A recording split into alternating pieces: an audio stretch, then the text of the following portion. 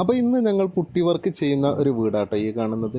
ഏകദേശം നമുക്കൊരു 2500 സ്ക്വയർ ഫീറ്റിന് മുകളിൽ വരുന്നൊരു വീടാണിത്. അപ്പോൾ ഇതിൻ്റെ പുറംഭാഗമാണ് നമ്മൾ പുട്ടി വർക്ക് ചെയ്യണത്.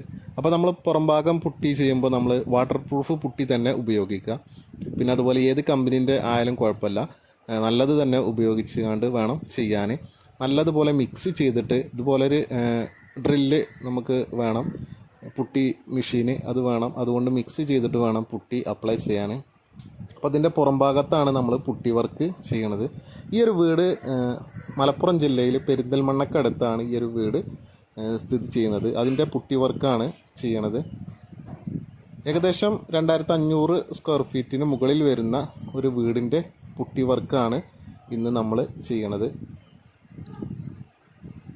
മെയിനായിട്ട് നമ്മൾ ശ്രദ്ധിക്കാനുള്ളത് വാട്ടർ പ്രൂഫ് പുട്ടി തന്നെ പുറംഭാഗം ചെയ്യുമ്പോൾ പുട്ടി ഉപയോഗിക്കുക. അല്ലാന്നുണ്ടെങ്കിൽ മഴയും വെയിലൊക്കെ തട്ടുന്ന ഭാഗമാവുന്നത് കൊണ്ട് കംപ്ലൈൻറ്റ് വരാനുള്ള സാധ്യത ഉണ്ട്. അപ്പോൾ വാട്ടർ പ്രൂഫ് പുട്ടി തന്നെ ഉപയോഗിക്കുക. അപ്പോൾ ഈ ഒരു വീടിൻ്റെ വിശേഷങ്ങളാണ് ഇന്ന് നമ്മൾ നിങ്ങളിലേക്ക് എത്തിച്ചത്. അപ്പോൾ ഇതിൻ്റെ ഫുള്ള് വീഡിയോ നമ്മളെ യൂട്യൂബ് ചാനലിൽ ഇട്ടിട്ടുണ്ട്.